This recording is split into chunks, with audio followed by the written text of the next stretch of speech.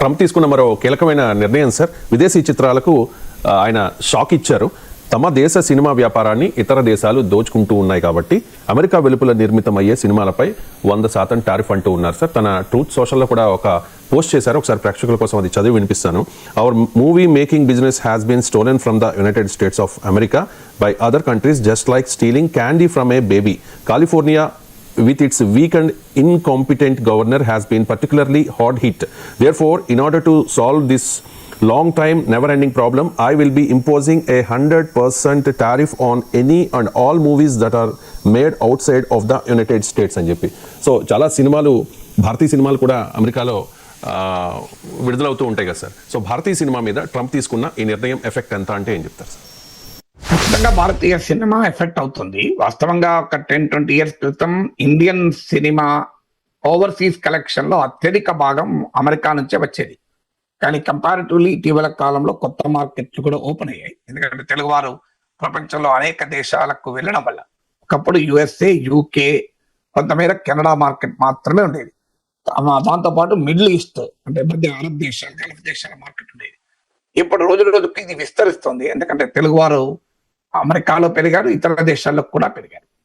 So అందులో అమెరికాలో గణనీయంగా పెరిగారు కూడా. అందువల్ల మన ఇండియన్ ఫిలిమ్స్, బాలీవుడ్ కానీ టాలీవుడ్ కానీ, ఈ సినిమాలకు వచ్చేటువంటి ఓవర్సీస్ ఇన్కమ్ ఒకప్పట్లాగా అమెరికా నుంచి మాత్రమే రావడం లేదు.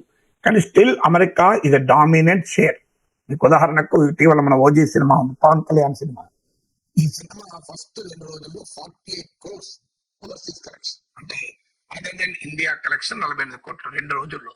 అందులో 37 crores 37 కోట్లు అమెరికన్ మార్కెట్ నుంచే వచ్చింది. సో మీరు ఎంత పెద్ద మార్కెట్ అమెరికా, కొంతమేర కెనడా కలుపుకుంటే నార్త్ అమెరికన్ మార్కెట్ అంటారు. ఎంత ఇంపార్టెంట్ దీన్ని బట్టి అర్థమవుతుంది. మీకు ఇంకో ఉదాహరణ, కూలీ రజనీకాంత్ సినిమా వచ్చింది, $20 million. అది ఓవర్సీస్ కలెక్షన్ అయితే అందులో 35% అమెరికా నుంచి వచ్చింది. అలాగే మరో బాలీవుడ్ ఫిల్మ్ ఇటీవల పాపులర్ గా వచ్చింది, చావా. దీనికి $10 million ఇంటర్నేషనల్ ఓవర్సీస్ కలెక్షన్ అయితే ఇందులో $6.41 million ఇక అమెరికన్ మార్కెట్ నుంచే వచ్చింది. సో ఇది ఒక ఉదాహరణ. బాహుబలి, ఇలా అనేక సినిమాలకు కూడా ఇదే ట్రెండ్. ఎందుకంటే నేను డలాస్ లో ఉన్నాను. ఓజీ సినిమా వచ్చిన రోజు ఒక థియేటర్ కాంప్లెక్స్ ముందు తెలుగు వారు పెద్ద ఎత్తున ఓజీ డ్రెస్సులకు కూడా, కాస్ట్యూమ్స్ కూడా ధరించి పెద్ద ఎత్తున ఆ పాటలు సౌండ్ డీజే పెట్టి సినిమా రిలీజ్ అయిన సందర్భంగా బయట డాన్సులు చేశారు. ఇది స్థానిక వైట్ అమెరికన్ కమ్యూనిటీ నుంచి కూడా వ్యతిరేకత కూడా వచ్చింది, ఇదేంటి అని. బట్ స్టిల్ మన వాళ్ళు ఎంతమంది ఉన్నారో దీన్ని బట్టి అర్థమవుతుంది. సో నేను ఇప్పుడు ఆస్టిన్లో ఉన్నాను. ఇక్కడ కూడా తెలుగు కమ్యూనిటీ చాలా ఎక్కువ. ఇప్పుడు కొద్దిసేపటి క్రితమే బతుకమ్మ పండుగ కూడా ఆడాను. సో మై సన్ ఇంట్లోనే బతుకమ్మ పండుగ కూడా ఆడాను. సో అంత తెలుగు వారు ఉన్న ప్రాంతం ఇది. మీరు డలాస్ కానీ, ఆస్టిన్, అట్లాంటా, కాలిఫోర్నియా, న్యూజెర్సీ, ఇట్లా చాలా ప్రాంతాల్లో తెలుగు వాళ్ళు గణనీయంగా ఉంటారు. సో అందువల్ల డెఫినెట్ గా ఇండియన్ సినిమాలకు, తెలుగు సినిమాలకు ఇది పెద్ద దెబ్బ, అనుమానం లేదు, ఈ 100% టారిఫ్. కానీ ఇది ఇందులో సమస్య ఏంటంటే ఇది ఎలా ఇంప్లిమెంట్ అవుతుంది అని. ఎందుకంటే ఇప్పుడు international films, multi production houses, multi national సినిమాలకు కూడా వస్తున్నాయి. సో ముందుగా ట్రంప్ కి అర్థం కావాలంటే why did cinema move out of America. ఇప్పుడు ఆయన ఏదో పొలిటికల్ రీజన్, కాలిఫోర్నియా అనేది డెమోక్రటిక్ స్టేట్ కనుక కాలిఫోర్నియా గవర్నర్ పైన విరుచుకుపడుతున్నాడు దీని అవకాశంగా తీసుకుని. కానీ కాలిఫోర్నియా గవర్నర్ వల్ల హాలీవుడ్ నుంచి వెళ్ళిపోలేదు. నిజమది ట్రంప్ చెప్తున్నట్లు అమెరికా నుంచి ఫిలిం ప్రొడక్షన్ గతంతో పోలిస్తే తగ్గుతూ వస్తుంది, అందులో అనుమానం లేదు. సో కానీ దాన్ని స్టీలింగ్ అన్న పదం వాడుతున్నట్టు, దొంగిలించడం కాదు, ఇదే ఎందుకు కార్ల ప్రొడక్షన్. ఒకప్పుడు చాలా పవర్ఫుల్ గా ఆటోమొబైల్ ఇండస్ట్రీ అమెరికాలో ఉండేది.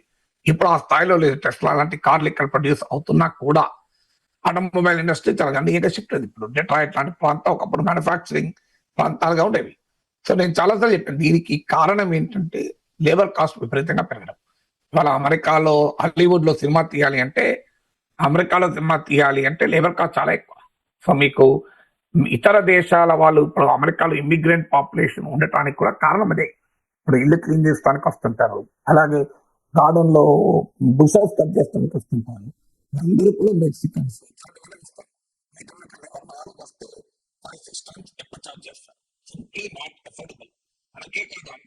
అమెరికన్ కన్స్యూమర్ అందువల్ల ఇది ప్రాక్టికల్ గా అమెరికాలో సినిమాలు తీయకుండా ఉండే పరిస్థితి అమెరికన్ ఎకానమీ కమర్షియలైజేషన్ జరిగిన తర్వాత మ్యానుఫ్యాక్చరింగ్ ఆ దేశం నుంచి వెళ్ళిపోవడం మొదలు పెట్టారు. ఎందుకంటే ఫైనాన్షియల్ మార్కెట్ లో ఎక్కువ రిటర్న్ ఆన్ ఇన్వెస్ట్మెంట్ ఆల్వై అంటారు.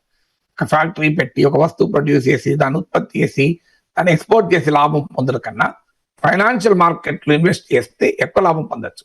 సో దాని వల్ల మీకు అమెరికన్ ఎకానమీ నుంచి మ్యానుఫ్యాక్చరింగ్ ప్రొడక్షన్ ఇతర ప్రాంతాలకు వెళ్ళటానికి కారణం ఇది. దీన్ని తిరిగి తప్పించుకోవాలంటే ఏం చేయాలి అన్న దానిపైన గతంలో కూడా ఈవెన్ ట్రంప్ అడ్వైజర్స్ ఇచ్చినటువంటి రిపోర్ట్లు కూడా ట్రంప్ దగ్గర ఉన్నాయి. ట్యాక్స్ ఇన్సెంటివ్స్ ఇవ్వండి, ట్యాక్స్ హాలిడేస్ ఇవ్వండి, అంటే ఇక్కడ ప్రొడక్షన్ చీపర్ చేస్తే తప్ప సాధ్యం కాదు. ఎందుకంటే ఆల్రెడీ హీరోల రెమ్యునరేషన్ విపరీతంగా పెరిగింది, మీకు ఒక ప్రొడక్షన్ ఎక్స్పెండిచర్ గణనీయంగా పెరిగింది, 100 కోట్లతో సినిమాలు తీస్తున్నారు. దాని కొరకు ప్రభుత్వంతో ఒప్పించి టికెట్లు ధరలు పెంచుకుంటున్నారు. సో బట్ ఎంత పెంచుకున్నా స్టిల్ ఈ బిగ్ బడ్జెట్ మూవీస్ వైబుల్ కావు. సో అందువల్ల అందులో సినిమా ఇది హైలీ స్పెక్యులేటివ్ ఇండస్ట్రీ అని కూడా అనలేం. మన ఫిల్మ్ ఇండస్ట్రీ అనే పదాలు వాడతాం, కానీ సాధారణంగా ఒక ఇండస్ట్రీ హిట్ అయితే భారీ లాభాలు, ఫెయిల్ అయితే ఘోరంగా నష్టాలు, ఇలా ఉండవు. ఏ ఇండస్ట్రీలో కూడా అంత వలటాలిటీకి స్కోప్ ఉండదు. కానీ సినిమా ఇండస్ట్రీ ఏంటంటే సక్సెస్ అయితే మింటింగ్ మనీ, ఫెయిల్ అయ్యారనుకోండి మిగిలేదేమున్నది, ఆ ఫిల్ములు తప్ప ఇంకేమీ మిగలదు. కనీసం ఒక మ్యానుఫ్యాక్చరింగ్ లో ఫ్యాక్టరీ ప్రొడక్షన్ ఎక్విప్మెంట్ ఎంతో కొంత మిగిలిన ఏమీ మిగలదు. సో అందువల్ల ఫిలిం ఇండస్ట్రీకి ఉండే క్యారెక్టర్ ఇత్యాన్ని పెరుగుతున్న ఫిల్మ్ ప్రొడక్షన్ కాస్ట్ల వల్ల ఇలా అమెరికాలో ప్రొడక్షన్ చేయటం కన్నా ఇతర ప్రాంతాల్లో ప్రొడక్షన్ వెళ్తున్నారు. అందువల్ల missing the Woods for the trees అని ఇంగ్లీష్ లో కేరియం ఉంది. కారణం ఏంటి, సమస్య ఏంటి అని అర్థం చేసుకోకుండా ట్రంప్ నేను 100% వేయిస్తాను ఏమో జరుగుతుంది. ఇప్పుడు డలాస్ థియేటర్లో అట్లాంటానో ఆస్టిన్లోనో సినిమాకు తెలుగు సినిమా చూడటానికి వెళ్ళిన వారు ఇప్పుడు అంతకుముందు కట్టిన టికెట్ కన్నా డబుల్ టికెట్ కట్టాలి. అందువల్ల వాళ్ళ సినిమా చూడడం తగ్గుతుందా అదొక క్వశ్చన్ ఉండొచ్చు. నిజంగా కూడా సినిమా టికెట్ల ధరలు పెరిగితే నిజంగా సినిమా చూసేవారు తగ్గుతారా, that is again $1 million question. ఎందుకంటే సినిమా చూడడం అనేది ఎంటర్టైన్మెంట్ కోసం. సో అందువల్ల $10 ఉండే టికెట్ $20 అయింది అనుకోండి, దాని సగం సినిమా చూసే తగ్గుతారనేది కూడా క్వశ్చన్ మార్కే. బట్ డెఫినెట్ గా బర్డన్ ఎవరి మీద పడుతుంది, అమెరికాలో ఉండే ఫిలిం గోయర్స్ మీద పడుతుంది తప్ప అది ఇంకెవరి మీద పడదు కదా. అందువల్ల ప్రాబ్లం సరిగా అడ్రస్ చేయలేని పరిస్థితి. ఆల్రెడీ అమెరికన్ ఎకానమీ ఇవాళ ధరలు పెరుగుతున్నాయి, ఇన్ఫ్లేషన్ పెరుగుతుంది, ఎకానమీ ఆశించిన స్థాయిలో అభివృద్ధి చెందడం లేదు. దీన్నే స్టాగ్నేషన్ ప్లస్ ఇన్ఫ్లేషన్, స్టాగ్ఫ్లేషన్ అంటారు.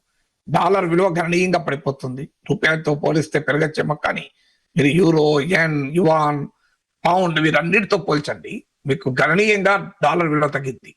సో అందువల్ల ఆల్రెడీ డాలర్ విలువ తగ్గుతుంది. సెంట్రల్ బ్యాంక్స్ డాలర్లో దాచుకునే రిజర్వ్స్ తగ్గుతున్నాయి, ఫారిన్ ఎక్స్చేంజ్ రిజర్వ్స్ లో డాలర్ల వాటా తగ్గుతుంది.